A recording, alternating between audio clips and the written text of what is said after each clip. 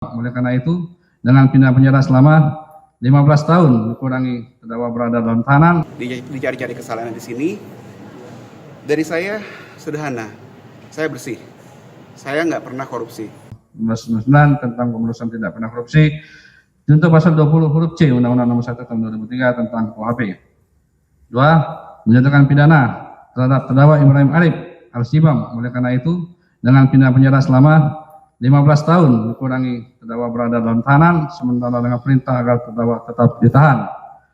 Menjatuhkan pidana denda terhadap terdakwa Ibrahim Arif Al-Sibam sejumlah 1 miliar rupiah yang wajib dibayar dalam waktu 1 bulan setelah putusan pengadilan hukum tetap, dengan ketentuan apabila denda tidak dibayar dalam jangka waktu 1 bulan setelah putusan hukum tetap, maka kekayaan atau pendapatan terdakwa dapat disita dan dilelang oleh jaksa untuk melunasi pidana denda yang tidak dibayar tersebut apabila pernyataan dan pelelangan kekayaan atau pendapatan terdakwa tidak cukup atau tidak memungkinkan untuk dilaksanakan, maka diganti dengan pidana penjara selama 190 hari.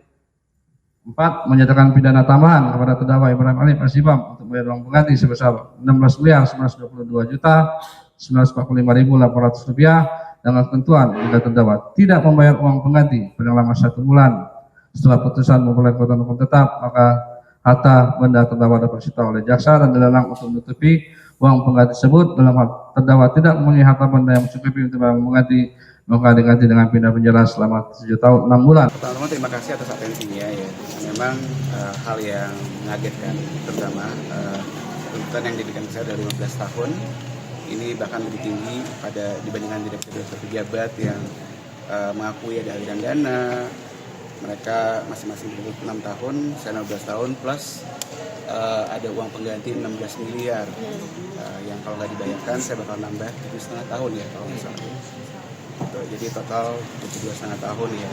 Itu kenapa mengagetkan? Karena angka 16,9 miliar itu nggak pernah ada di surat dakwaan. Hanya muncul sekali dalam persidangan, yaitu ketika membahas SPT 2021 saya. Dan sudah dijelaskan di situ di pasal persidangan bahwa angka tersebut datangnya dari saham Bukalapak saya. Nggak ada hubungannya sama sekali dengan Gojek. Bahkan sudah saya tunjukkan juga surat di mana dari Bukalapak memberitahukan memang ada saham yang diberikan pada IBAN gitu di situ. Tadi dari tuntutan sendiri dan yang dibacakan ya sudah mengakui tidak ada aliran dana ke saya. Jadi saya merasa ini dicari-cari. Nggak ada aliran dana ke saya, nggak ada keuntungan, nggak ada konflik kepentingan. Jadi mereka mencari-cari apa nih kira-kira nih angka besar ya. Dan mereka bilang bahwa 16, sekian miliar itu bukan dari Bukalapak, karena bilangnya di Bukalapak itu kalau saya resign maka hangus. Yang miss dari surat yang saya berikan itu, yang sudah diberikan kepada saya sebelum saya resign tetap milik saya. Jadi saya tetap punya saham Bukalapak itu. Dan sebenarnya ini sudah masuk ke daftar bukti yang saya berikan ya ketika sebelum tuntutan. Dan ini bisa saya tunjukkan dengan mudah.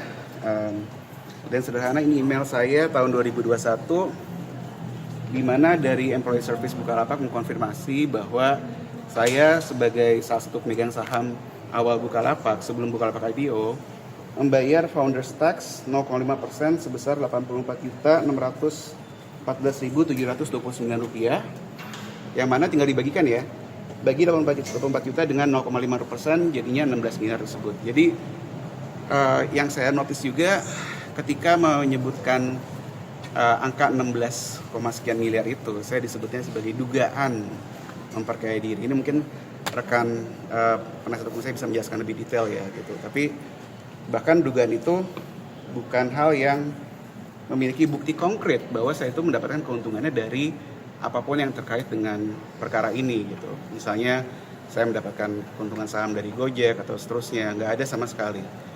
Jadi di sini ya saya udah cukup lelah ya sebenarnya ya, karena semuanya berusaha dibongkar, SPT saya berusaha dibongkar, gaji saya berusaha dibongkar, pada ternyata terungkap juga bahwa itu turun. Terungkap juga saya sudah menolak tawaran yang besar sekali dari industri untuk bantu Indonesia, bahwa saya memang nggak mengejar gaji bantu negara ini, tapi tetap dicari-cari kesalahan di sini. Dari saya sederhana, saya bersih, saya nggak pernah korupsi. Jikapun ada tuduhan-tuduhan ini akan saya buktikan dengan mudah ya. bahwa nggak ada keuntungan yang saya ambil dari sini, semuanya nggak ada kaitan dengan perkara ini, semua dari Bukalapak, dari pekerjaan saya. Apakah prestasi kita membangun teknologi untuk Indonesia menjadi diperkarakan seperti ini? Kalau misalnya prestasi ini membuat saya mendapatkan sesuatu keuntungan yang tidak berhubungan dengan perkara, kemudian dikait-kaitan gitu. Apakah ini bakal jadi hal yang sangat buruk ya untuk semua orang-orang berprestasi yang mau bantu Indonesia? Karena apapun yang kita lakukan di masa lalu akan dikait-kaitkan dan dijadikan kesalahan di situ. Mungkin selanjutnya bisa dibantu oleh rekan-rekan penasihat hukum saya, silakan. Ya, jadi sangat Boleh ya, agak tengah, Mas. Oke. Terima kasih. Jadi hari ini kita sudah sama-sama ikuti, sama-sama kita dengar tuntutan terhadap klien saya, terdakwa Ibrahim Arif ya. Jadi sangat disayangkan ya tuntutan 16 tahun itu, di mana 15 tahun ya, 15 tahun ya, sangat-sangat disayangkan, di mana kita juga sudah berupaya maksimal ya selama proses sidang. Rekan-rekan JPU itu gagal membuktikan surat dakwaannya, sehingga dasar dia menuntut 15 tahun terhadap klien saya itu apa? Terbukti kok di ruang sidang, sama-sama kita ikuti.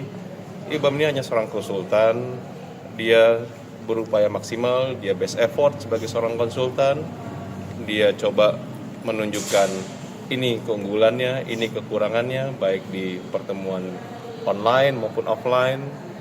Yang kedua, tidak ada keuntungan apapun yang dinikmatin. Ya sangat disayangkan ya.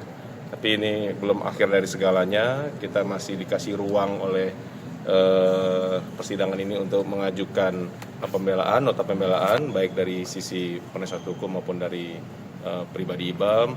Harapan kita tentunya majelis hakim membebaskan ya, karena memang ketika kita menuduh seseorang harus disertai bukti. Tapi ini setelah kita uji bersama-sama di muka sidang, bukti apa yang dapat menjadi dasar rekan-rekan JPU menuntut Ibam sekian tinggi. Ini sangat disayangkan. Jadi apalagi tadi kita sama-sama dengar ada kerugian negara sekian belas miliar, itu dasarnya apa? Itu udah jelas kok. Even kita tidak ada kewajiban untuk membuktikan, kita buktikan di muka sidang. Itu bukan berasal dari dugaan tindak pidana ini.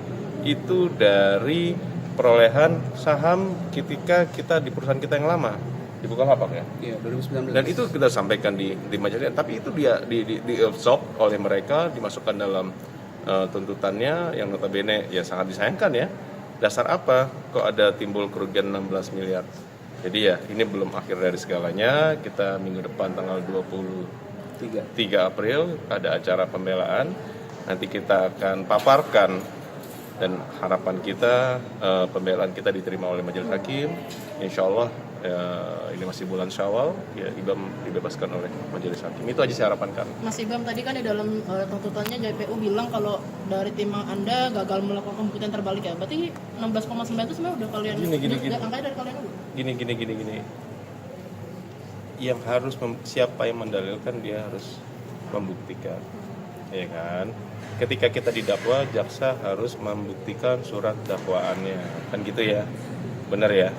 Nah, ya sudah, nanti akan kita paparkan dalam pembelaan kita dari mana angka 16 yang sebenarnya sudah kita sajikan di sidang-sidang sebelumnya. Ini loh, 16 miliar itu asalnya dari sini loh, nggak ada kaitannya sama sekali dari perkara Chromebook ini gitu loh.